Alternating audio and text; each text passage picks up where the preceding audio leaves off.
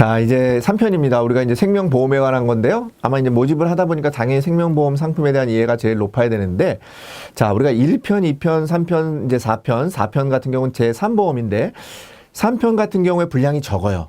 무슨 말씀인지 아시겠죠? 그러니까 여러분들 시간상으로 만약에 이제 4편까지 다 보시는 대상자라고 한다면 저는 3편, 4편을 먼저 많이 볼 것 같아요. 물론 1편, 2편 같은 경우는 우리가 이제 보험 모집이라고 하는 것을 하는 데 있어서 중요한 어떤 그런 기본이 되기 때문에 필요한 내용이지만 시험을 공략하기 위해서는 저는 3편을 많이 볼 것 같아요. 3편 같은 경우는 범위가 작고 나오는 문제가 거의 정해져 있습니다. 나오는 범위도 정해져 있고 4편 같은 경우도 범위도 적고 나오는 문제가 정해져 있기 때문에 여러분들이 3편, 4편만 집중을 해도 또 특히나 3편, 4편 같은 경우는 점수 배점도 우리가 1편, 2편에 비해서도 더 높죠.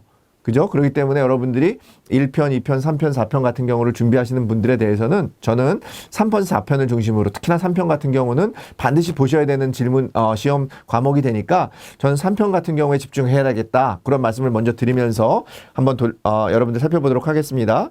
21번 문제 같은 경우는 다음 표의 가로 안에 들어갈 내용이 바르게 나열된 거입니다. 우리 생명보험 표준 약관은 우리가 원래 생명보험이라고 하는 게 원래 상행이니까 보험회사에서 만드는 회사가 만드는 법률행위니까 상행이잖아요. 그러니까 원래는 보험업법이 만들어지기 전에는 어디서 만들어졌겠습니까? 당연히 상법에서 만들어졌겠죠.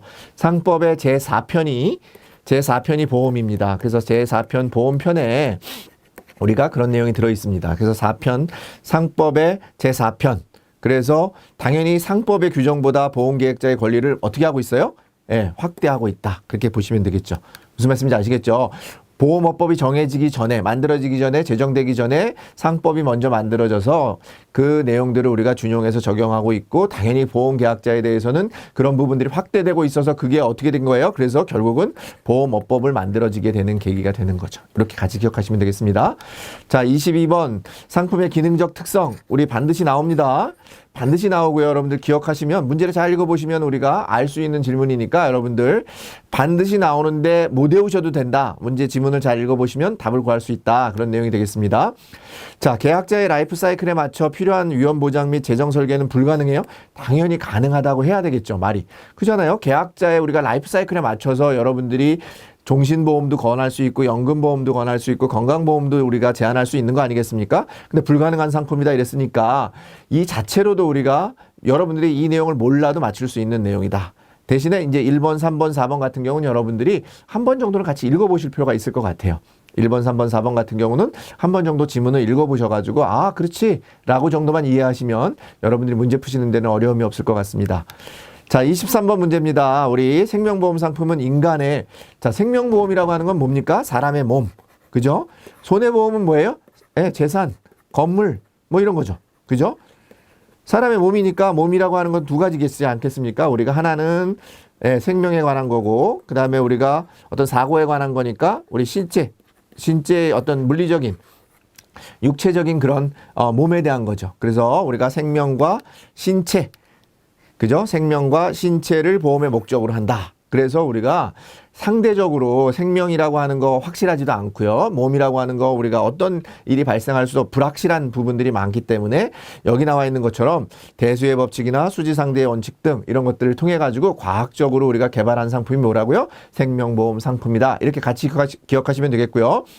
우리가 대수의 법칙이나 수지상 등의 원칙에 대해서도 자주 질문이 나오고 있으니까 여러분들 대수의 법칙이라고 하는 것은 많은 수의 가입자들을 대상으로 하니까 확률상으로 어떤 그런 부분들이 일률화되는 부분들을 우리가 대수의 법칙이라고 하고요. 수지상 등의 법칙이라고 하는 것은 우리가 보험회사 입장에서 보면 여러분들이 내는 보험료와 보험회사가 지급해야 되는 보험금이 서로 일치해야 된다. 그래서 서로 이득이 발생하지 않는 거예요. 자, 우리가 많은 사람들이 보험을 가입해서 보험료를 내고 또 우리가 불의의 사고를 받은 사람이 보험회사로부터 보험금을 받고 그렇기 때문에 수입과 지출이 서로 맞다. 그런 원칙을 가지고 우리가 보험이 만들어졌다. 그렇게 기억하시면 되겠습니다. 자, 24번입니다. 우리 다음에서 생존 시 지급되는 보험금의 합계. 우리 보험금이 있어요. 그 다음에 여러분들이 내는 보험료가 있다고 했습니다. 우리 이것도 헷갈리시면 안 됩니다. 보험료는 여러분들이 내는 거 계약자가 내는 거, 보험금은 회사가 여러분들한테 주는 거, 계약자한테 주는 거 이렇게 기억하셔야 되고요. 그래서 이것도 틀리는 분이 있습니다. 보험료, 보험금을 헷갈리게 물어보는 사람도 있습니다. 질문에. 근데 여러분들 반드시 금을 주는 것은 돈 많은 회사가 주는 거고, 우리가 무슨 전기료, 수도세료 이런 거 있잖아요. 이건 다 누가 내는 거예요? 개인이 내는 거. 이렇게 해서 기억하시면 되겠습니다. 자, 이게 내는 보험료보다 보험금이 내는 보험료가 더 많거나 우리가 초과하지 않는 거니까 많거나 같은 거 이런 것 내가 내는 게 더 많은 거 이런 것들을 우리가 뭐라고 하냐면 보장성 보험이라고 합니다. 이게 보장성 보험을 정의를 내릴 때 내가 낸 보험료가 받는 보험금보다 많을 때 그런 걸 우리가 뭐라고 하냐면 보장성 보험이라고 해요. 무슨 말씀인지 아시겠죠? 그럼 보험금이 더 많은 것을 우리가 뭐라고 얘기하냐면 보장성 보험이 아닌 저축성 보험이라고 한다.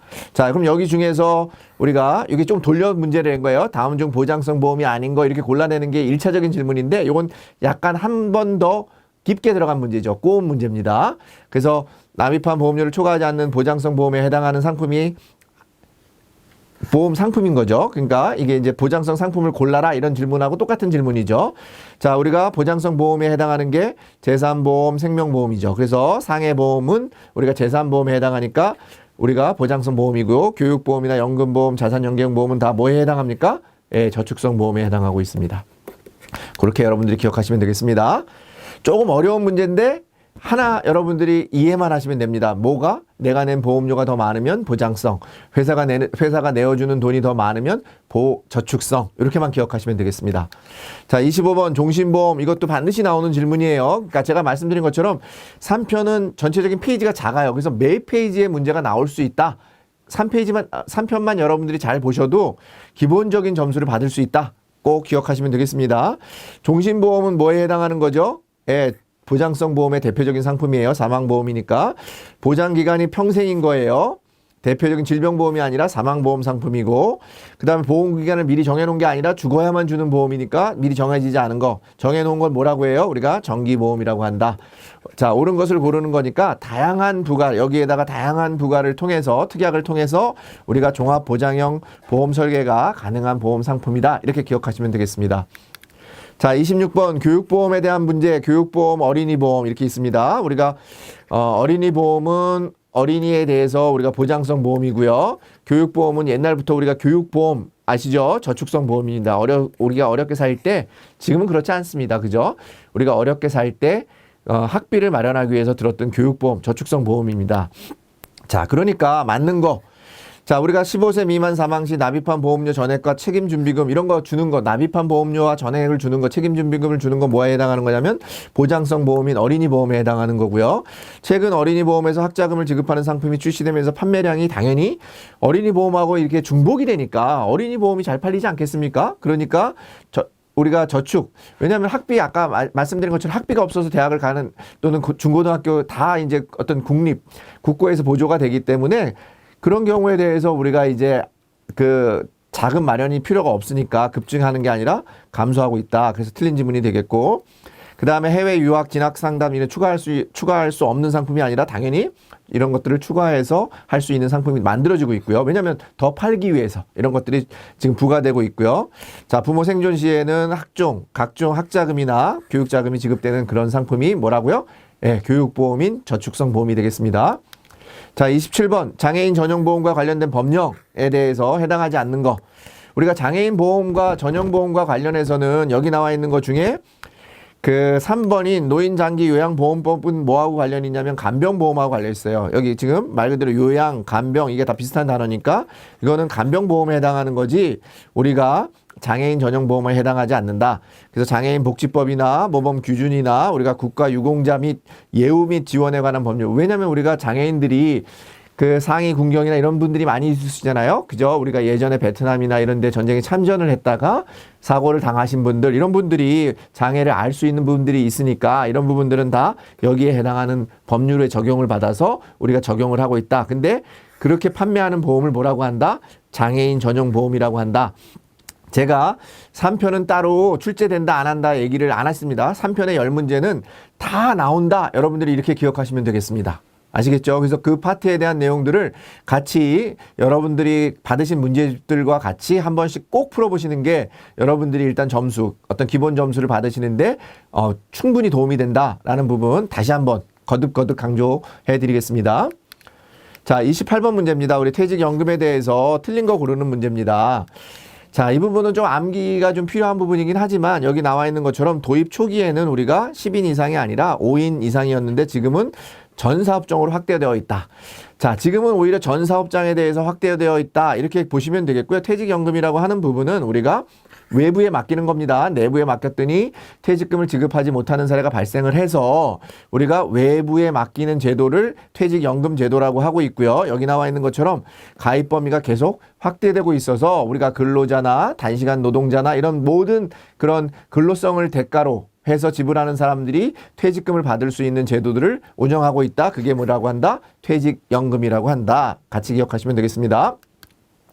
변액 유니버설 보험입니다. 우리가 그 변액이라고 하는 것은 우리가 받는 보험금이 변한다. 그런 의미입니다. 그렇기 때문에 변액 유니버설 보험에 대해서는 유니버설 보험이라고 하는 것은 우리가 뭐냐면은 그 납입을 우리가 납입 기간을 여러분들이 그 자유롭게 우리가 보험료를 납입할 수 있고 그러니까 의무 기간이 있는데 요때까지는 의무적으로 내면 요 이후에 대해서는 우리가 자유롭게 납입을 할 수 있는 그런 그 우리가 보험 제도, 보험을 우리가 뭐라고 하냐면 유니버설 보험이라고 합니다. 그러니까 유니버설 보험이라고 하는 것은 여기 나와 있는 것처럼 틀린 것은 뭐게 되겠습니까? 의무 납기 이후 보험료를 계속 납입하는 게 아니라 의무 납기 이후에는 제가 조금 전에 설명드린 것처럼 여기까지는 반드시 의무 기간에는 납입을 하셔야 되는데 이때는 우리가 여러분들이 이제 안 내셔도 됩니다. 그래서 기본적으로 이때는 우리가 이때 예전에 냈던 그런 보험료에서 일부를 이쪽에서 대체를 해가지고 우리가 위험보험료나 이런 것들을 월대체 보험료라고 해서 대체해서 우리가 활용을 해가지고 이때는 우리가 자유롭게 납입, 자유 납입이 가능한 그런 제도를 만들고 있다. 그렇게 같이 기억하시면 되겠습니다. 자, 30번 문제입니다. 우리 다음에서 변액보험과 퇴직연금의 공통점. 야, 이런 문제들은 실은 쉽지는 않아요. 왜냐하면 자주 출제가 되는 질문은 아닌데 어떻게 보면은 조금 어렵게 3편에서 아마 제가 보기에는 가장 어려웠던 질문인데 이렇게도 나올 수 있다라고 하는 걸 여러분들이 같이 기억하시면 되겠습니다. 자, 변액보험이나 퇴직연금은 둘 다 판매 자격이 별도로 여러분들이 그 설계사가 됐다 그래서 우리가 반드시 같이 팔 수 있는 건 아닙니다. 별도의 변액 시험이나 퇴직 연금 판매 자격 시험을 통과하셔야 여러분들이 요 변액보험과 퇴직연금 보험을 판매할 수 있습니다. 그래서 공통점은 둘 다 전문 자격증을 보유해야 되고요. 매년 1회 이상 우리가 매년 1회 이상 가입자 대상 교육을 받아야 되는 것은 퇴직연금에 해당합니다. 변액보험은 그렇게 매년 받으실 필요는 없습니다. 그 다음에 세액공제 혜택을 받을 수 있는 것은 우리가 퇴직연금은 세액공제 혜택을 받을 수 있는데 변액보험은 이 세제 혜택을 받을 수 있는 것도 있고 없는 것도 있습니다. 그래서 받을 수 있다. 이게 내용이 틀린 거고 생명보험회사에서만 판매할 수 있는 것은 변액보험은 생명보험회사에서만 지금까지는 판매를 허용하고 있습니다. 손해보험에서 판매가 안 되고 있습니다. 변액보험에 대해서는 생명보험회사에서만 판매가 허용이 되고 있고요. 퇴직연금이나 변액보험은 당연히 손해보험에서도 그러니까 퇴직연금 같은 경우는 손해보험에서 판매를 하고 있으니까 그 내용이 틀린 내용이 되겠습니다.